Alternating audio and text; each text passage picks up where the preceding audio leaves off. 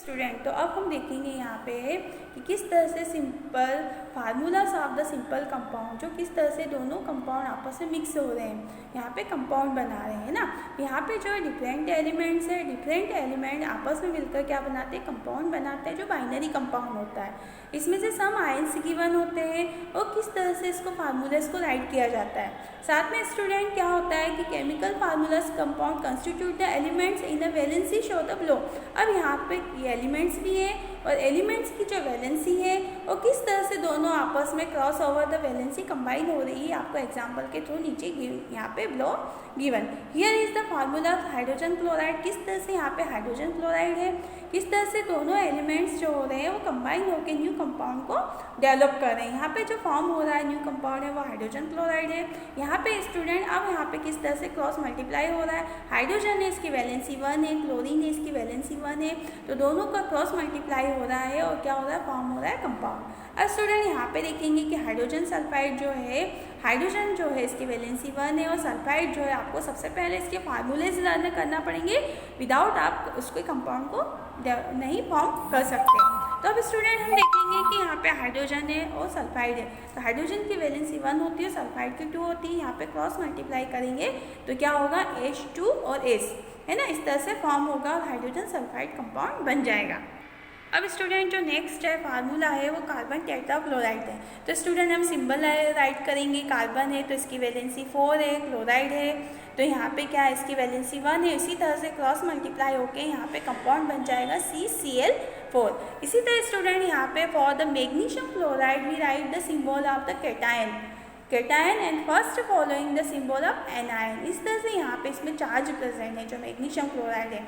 Then there the charge in the criss cross the cat the formulas. Criss cross जो हो रहा है ये क्रिसिस क्रॉस मेथड है, इस तरह से इसमें फार्मूला राइट किया जाता है और इसमें चार्ज प्रेजेंट होता है स्टूडेंट। तो यहाँ पे क्या है, सबसे पहले जो मेटल और नॉन मेटल होता है स्टूडेंट, तो जो मेटल है उसको पहले राइट किया जाता है और नॉन मेटल को उसको बाद में राइट किया जाता है। इस तरह से इसका कंपाउंड मैन्युफैक्चर होता है। तो स्टूडेंट यहाँ पे एनायन और कैटायन होता है कि किस तरह से जो है ये एनायन है और यहाँ पे ये जो है वो कैटायन है। तो इस तरह से इसका फार्मूला साइड हो गया, यहाँ पे क्रिसिस क्रॉस मेथड की तरह उसको क्रॉस किया और MgCl2 को उसको राइट किया। Thus the magnesium chloride there is 2 chloride ions. इसी तरह से यहाँ पे जो क्लोराइड है वो कितने आयन है, 2 आयन प्रेजेंट है। For is the magnesium Mg2+ and positive and negative charge. इसी तरह से कंपाउंड में पॉजिटिव और नेगेटिव दोनों चार्ज प्रेजेंट होने के कारण स्ट्रक्चर मस्ट बी न्यूट्रल। जो स्ट्रक्चर होती है वो कैसी हो जाती है student,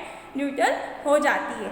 note that in the formulas change ions are indicate. इस तरह से इसमें जो फार्मूलाज होता है वो क्या हो जाता है, चार्ज ऑफ आयन को इंडिकेट करता है। अब स्टूडेंट हम नेक्स्ट हम देखेंगे इसमें फार्मूलाज जो होता है वो क्या है, एल्यूमिनियम ऑक्साइड का। इसी तरह से एल्यूमिनियम की वैलेंसी 3 होती है और O की वैलेंसी जो होती है ऑक्सीजन की वो 2 होती है। इसी तरह से क्रॉस किया जाता है और मैन्युफैक्चर हो जाता है, न्यू कंपाउंड फॉर्म हो जाता है Al2O3। अब स्टूडेंट नेक्स्ट आगे का आप लोग समझ ही रहेंगे कि क्या कैल्शियम ऑक्साइड कैसे करें। कैल्शियम जो होता है, अब कैल्शियम जो है वो मेटल है इसलिए इसको पहले लिखा जाता है और ऑक्साइड जो होती है वो नॉन मेटल होती है। Here is valency of 2 elements and same you may derive the for Ca2। अब यहाँ पे अगर यहाँ पे 2 है तो उसी तरह से हम इस तरह से राइट करेंगे, बट स्टूडेंट यहाँ पे प्लस और माइनस चार्ज होने के कारण हम इसको क्या करेंगे, कट करेंगे, इसलिए इस पर कोई चार्ज प्रेजेंट नहीं होगा। तो इसको कैसे लिखेंगे हम, किस तरह से इसको राइट करेंगे स्टूडेंट, हम इसको CaO फॉर्म में, कैल्शियम ऑक्साइड फॉर्म में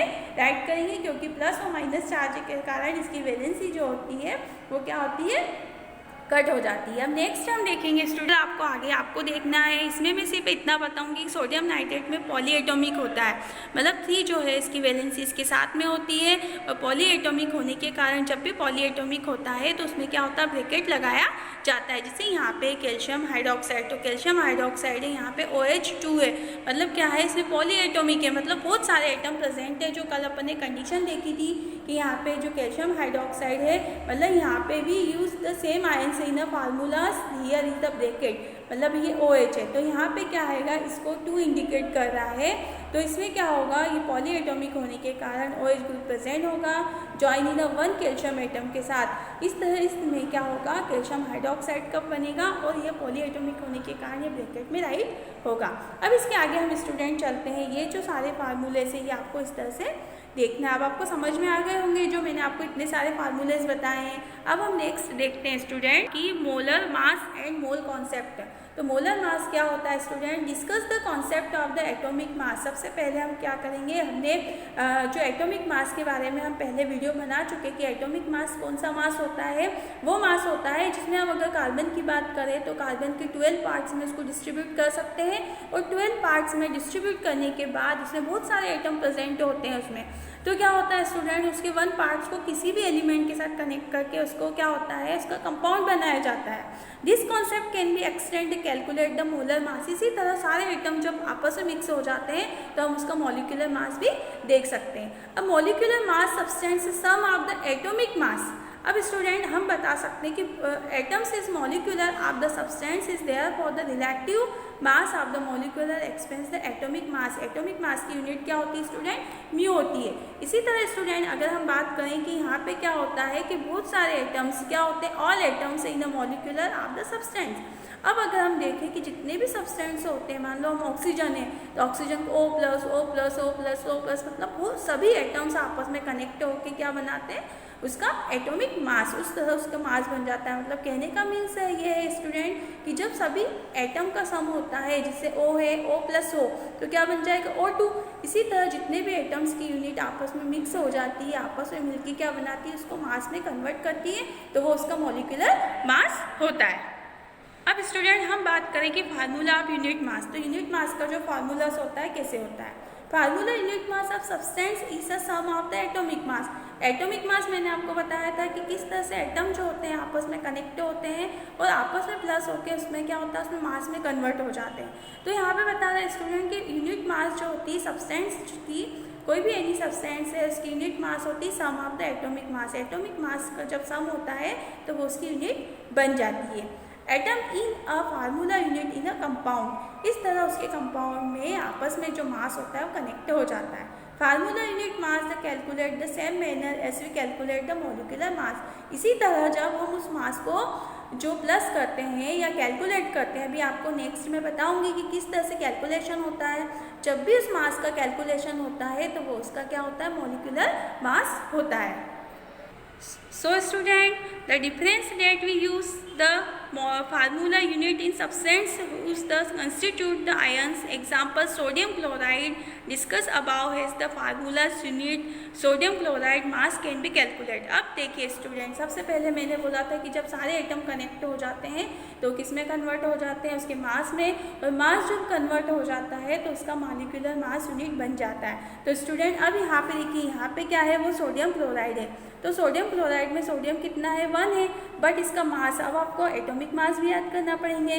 तो यहाँ पे क्या है, ये 1 है, 1 को मैंने इंटू किया। अब सोडियम जो है, सोडियम का अगर मैं एटॉमिक मास देखूंगी तो यहाँ पे कितना है, 23 है, जो आपकी टेबल में दे रखा है।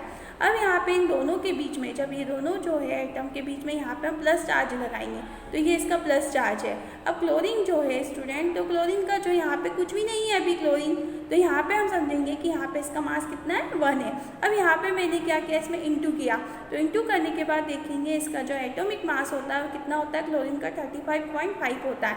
अब क्या करेंगे, इसमें इंटू किया तो 23 आया, इसमें इसका इंटू किया तो वही डिजिट आई। अब दोनों को जब प्लस किया तो प्लस करने के बाद क्या आया, 58.5 म्यू, जो एटॉमिक मास की यूनिट होती है। इसी तरह यहाँ पे जो फॉलोइंग द कैलकुलेट किया है कैल्शियम क्लोराइड को, तो जो कैल्शियम होता है यहाँ पे, कैल्शियम का जो अभी एटॉमिक मास क्या है, कुछ भी नहीं है ना। और क्लोरीन का कितना होता है, 2 होता है। अब इसका हम एटॉमिक नंबर देखेंगे तो एटॉमिक नंबर कितना होता है, कैल्शियम का 40 होता है, यहाँ पे 2 है इसलिए यहाँ पे हमने 2 किया, दोनों के एलिमेंट के बीच में प्लस चार्ज लगाया, और यहाँ पे इसका एटॉमिक मास 35.5 होता है। इन दोनों को इंटू किया, इंटू करने के बाद ये जो कंपाउंड है उस कंपाउंड को प्लस करेंगे तो यहाँ पे आंसर आ जाएगा, और यहाँ पे आपको एटॉमिक मास की यूनिट है म्यू, जो आपको लगाना बहुत मस्ट नेसेसरी है। ओके स्टूडेंट, जय हिंद।